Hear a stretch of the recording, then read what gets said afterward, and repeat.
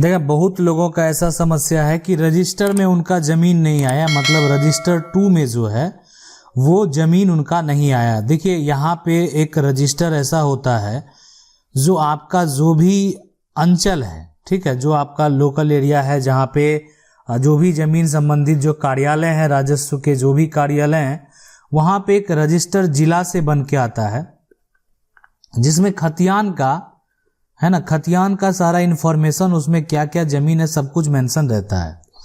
अब ये जो है, अगर मान लेते हैं कि इसमें कुछ चीज़ आपका गड़बड़ हो गया, जो यहाँ पे रजिस्टर भेजा गया आपका, उसमें खतियान से संबंधित कोई भी ज़मीन का इन्फॉर्मेशन नहीं चढ़ा रजिस्टर 2 में, तो आज जो सवाल है कुछ वैसा ही सवाल है। ये पूछ रहे सर मेरा जो यहाँ पे कभी आंसर कभी नहीं देते हैं। नहीं, बिल्कुल देंगे। आज आपका जो आंसर है बहुत पहले ही है। और ये उसके बाद मुश्किल में हूँ, मेरी समस्या है कि मेरे दादाजी का ज़मीन है, उसका खतियान भी है बना हुआ है, पर दादाजी का एक भी रसीद नहीं कटा है, रजिस्टर 2 में भी एंट्री नहीं है। अब जब रजिस्टर 2 में एंट्री कराने जाते हैं तो कहता है कि रसीद दो, जमाबंदी दो, जबकि रसीद जमाबंदी दोनों नहीं है और सब जो है बड़ी बड़ी जो ज़मींदार रसीद नहीं दे रहे हैं। अब क्या करें? देखिए, जो भी है, अगर आपका खतियान बना हुआ है और खतियान अगर रजिस्टर 2 में दर्ज नहीं है तो इसके लिए आप एडीएम को आवेदन करेंगे, ठीक है। एडीएम जो है, एडीएम को आपको आवेदन करना है, जिला में जो है आपको मिलेंगे और वहाँ पे अगर वहीं से जो है रजिस्टर 2 वेरीफाई होके आता, वहाँ पे आप जो है एक तरह से आप आवेदन करें और आपका जो है वेरीफाई किया जाएगा। अगर आपका खतियान का रजिस्टर 2 में मेंशन नहीं किया हो गया तो आपका सुधार वो हो जाएगा और इस तरीके से आप उसका सुधार करवा सकते हैं। तो जिनका भी रजिस्टर 2 में कुछ ना कुछ गड़बड़ी है, ज़मीन का मान लेते हैं जो है, एक तरह से किसी का हो सकता है कि ज़मीन का एक तरह से रकबा जो है, एक तरह से बोल सकते हैं, जैसे कि किसी का ज़मीन मान लेते हैं 1 कट्ठा है और उतना नहीं आया, या डिसमिल में है, गज में है, तो जो भी जिस तरह का ज़मीन है, अगर पूरा आपका रजिस्टर 2 पे नहीं आया तो उसका सुधार आप जो है जिले के एडीएम के पास आवेदन करके उसका सुधार करवा सकते हैं, ठीक है।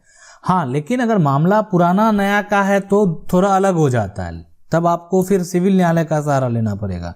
लेकिन अगर आपका नया खतियान बना है और वो नया खतियान जो है आपका रजिस्टर 2 में मान लेते हैं जो है ज़मीन जो है वो कम आया यहाँ पे चढ़ के जो अंचल में है, लेकिन ज़मीन आपका उससे ज़्यादा है, तो उस केस में आपका खतियान में सब कुछ ठीक है तो आप उसका सुधार करवा सकते हैं। अगला सवाल है कि क्या विधवा माँ अपनी संपत्ति को बेच सकती है? अगर बेच सकती है तो क्या उसका पुत्र ऑब्जेक्शन जो है, देखिए अगर पैतृक संपत्ति है तो विधवा माँ भी बेच भी सकती है और जो है एक पुत्र ऑब्जेक्शन भी लगा सकता है। अब आप ये सोचेंगे कि दोनों बात है। देखिए, अगर संपत्ति पैतृक है तो पैतृक में उस पुत्र का भी अधिकार है और जो पति के हिस्से की संपत्ति है उसमें उस विधवा माँ का भी अधिकार है।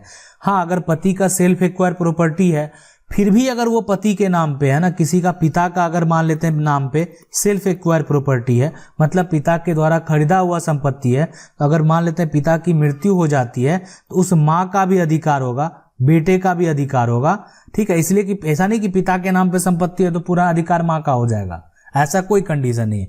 पिता के नाम से है तो पिता का देहांत हो गया तो पिता के जितने वंशज हैं उसमें एक हिस्सेदार जो यहाँ पे हो जाएगा वो यानी उनकी पत्नी भी है, ठीक है। तो इसलिए पत्नी को भी मिलेगा संपत्ति और उसके बाद जो है सबका हक होगा। हाँ, अगर वो संपत्ति जो है माँ के नाम से खरीदा हुआ तो फिर उनका पूरा राइट।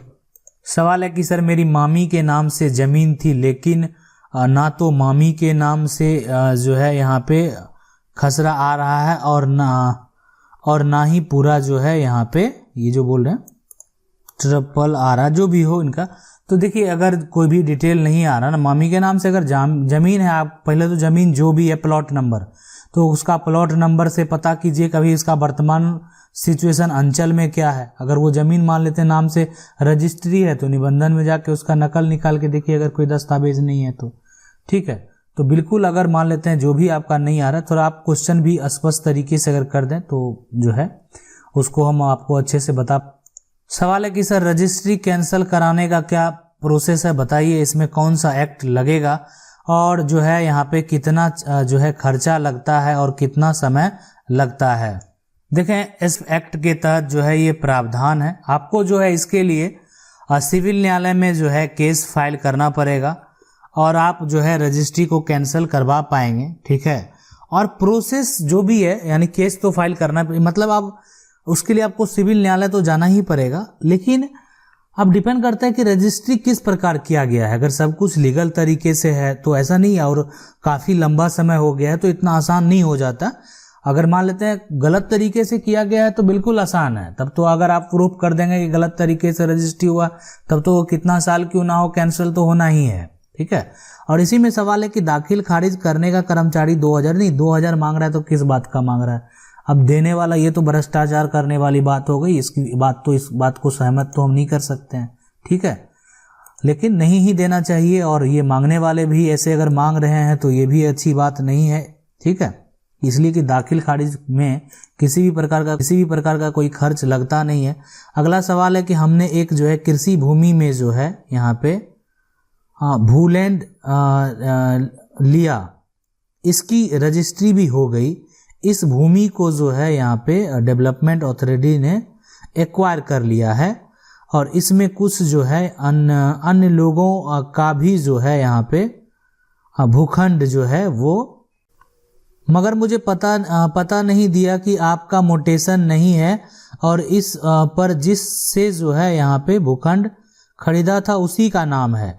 इस कंडीशन में क्या जो है कानून अपनी रजिस्ट्री नाम कर मोटेशन के आधार मान रही, जबकि भूमि रजिस्ट्री के साथ, हाँ देखिए भूमि रजिस्ट्री के साथ मोटेशन जो है वो जो है एक तरह से कराना जरूरी होता है। अगर आप नहीं करवाए तो फिर ये आपकी गलती है, ठीक है, ये आपकी गलती है। और इसमें अगर चाहेगा आप उस पर ऑब्जेक्शन लगा सकते हैं, बिल्कुल। ये ऐसा नहीं कि आपके पास राइट नहीं है उस रजिस्ट्री का। कोई बेचा है और अगर फिर उसका मुआवजा भी ले रहा है तो वो तो एक तरह से धोखा कर रहा है ना, कि संपत्ति वो तो बेच दिया फिर भी वो ले रहा है।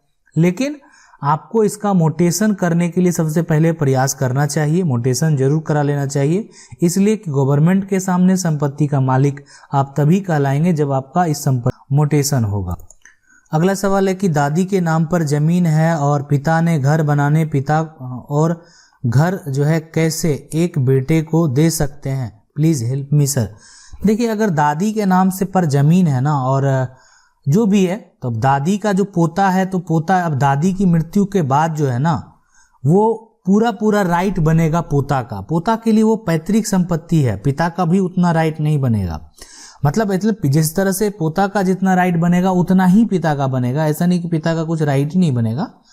तो इसलिए दादी के नाम से संपत्ति है तो एक तरह से, और पोते के लिए पैतृक संपत्ति हो जाएगा। लेकिन बात है कि दादी अगर जीवित में किसी को संपत्ति दे देती है, ठीक है, तो वो फिर दे सकती है अगर दादी के नाम से संपत्ति है। टाइटल सूट करने के बाद पक्का मकान निर्माण कर लिया, क्या ऐसा कानून में एक वीडियो बनाइए सर। देखिए टाइटल सूट करने के बाद जो है अब वो पक्का बना लिया, ठीक, या कच्चा बना लिया, मकान जो है अगर गलत तरीके से बनाया गया है, मतलब पूरा गलत है। देखिए एक होता है कि थोड़ी सी मिस्टेक हो गई बनाने में, और वो मिस्टेक थोड़ा सा है, ठीक है, वो भी गलत है, ऐसा नहीं है कि गलत नहीं है।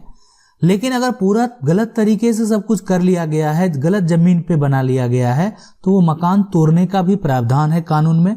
मतलब किसी के जमीन पे आप नहीं बना सकते, किसी के भूमि पे आप नहीं बना सकते।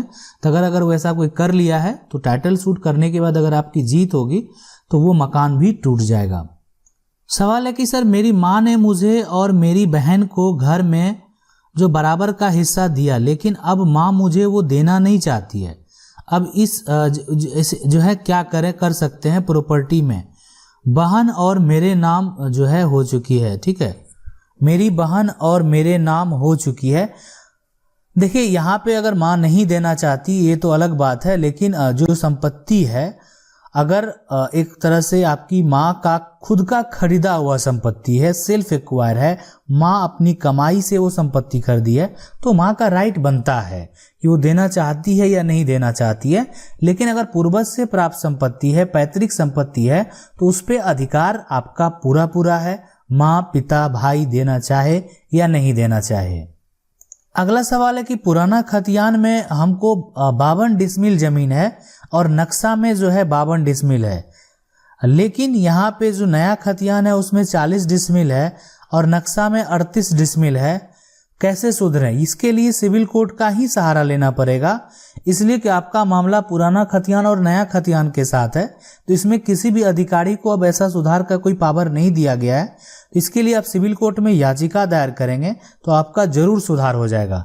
इसके लिए आपको नया और पुराना खतियान दोनों जो है वो निकालना भी पड़ेगा। आशा करते हैं वीडियो अच्छा लगा होगा। वीडियो अच्छा लगा वीडियो को लाइक जरूर कर दें।